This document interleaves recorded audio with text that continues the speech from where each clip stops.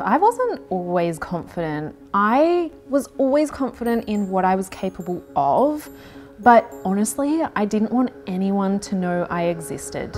I used to go to kids' parties and honestly, all of the kids would be having the best time, letting loose, but here's me, dancing just enough not to be awkward, but I did not want to stand out. I didn't want anyone looking at me. I was so embarrassed.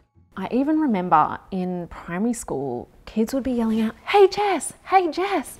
And I honestly would keep on the path that I was on and would not turn around and wave back until they called out 3 times, because I thought it would be the most embarrassing thing if I turned around and they weren't talking to me. It even continued as an adult though, and even at uni when they made us do our speeches in front of the class, my body absolutely shut down. I could not do a speech without having a whole script in my hands.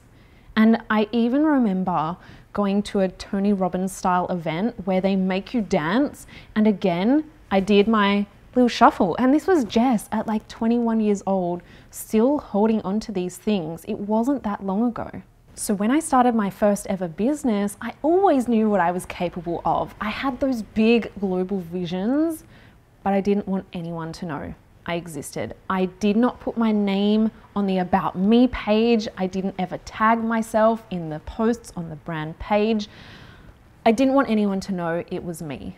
A few years later, people started to stalk me down. Like, I honestly do not know how they found me, but they found my personal Instagram and sent me a DM, and they said, "Hey Jess, I've seen what you've built with your brand and I am so inspired.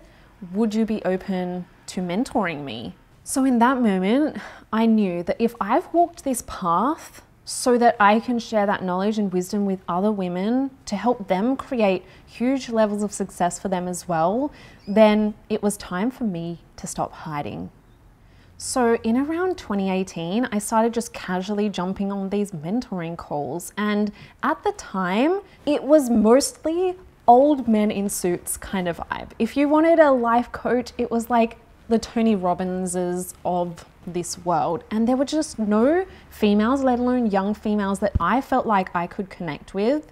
And I had this light bulb moment where I was like, I actually need to be that person for other people who are maybe looking for the same kind of guidance that I was.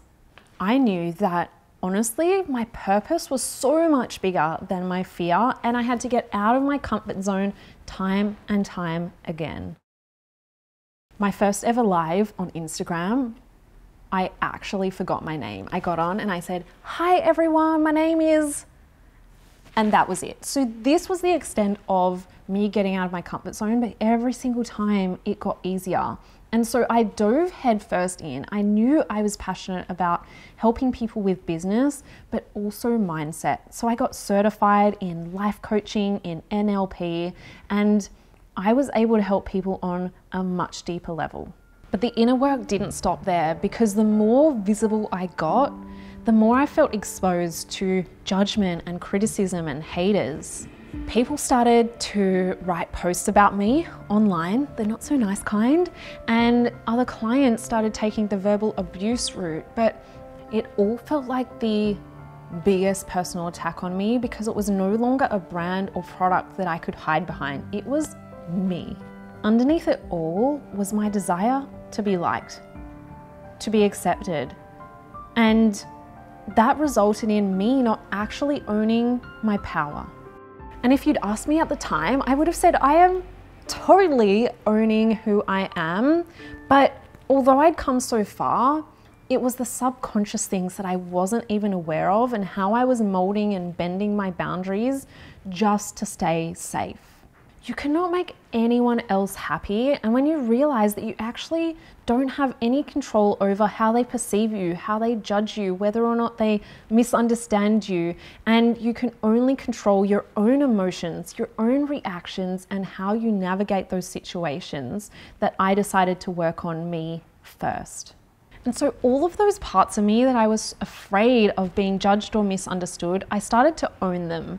And when I started to own my biggest insecurities, they became my superpower. Because when you upgrade yourself, you have that forever. Like, it's not always gonna be easy, but I promise you it'll be so worth it. I went from barely being able to sell my coaching at $100 to just a few short years later having dream clients come in and pay over $50,000 to work with me. I was featured 3 times in Forbes, Channel 9 News, magazine features, won 3 business awards and featured in over 50 podcasts globally for my knowledge and expertise in growing businesses. I've been invited to speak at events across the country, including TEDx, and since then I've coached thousands of women to truly step into their power and own it as well. But honestly, it goes beyond the accomplishments, it goes beyond the awards. It's truly about the person that I became. I've never felt as confident and comfortable in who I am as I do right now.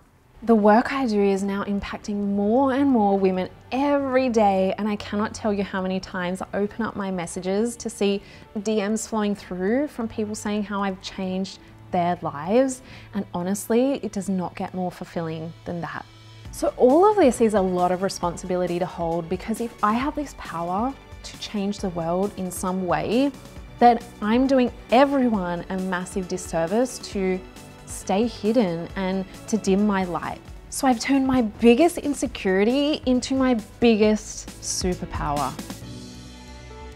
So is there something that you're maybe insecure about right now, or you try and hide away or dim down, that actually may just be your biggest superpower? So it's time to enter fantasy land. It's time to enter your iconic leader era, but it's time to own all of you.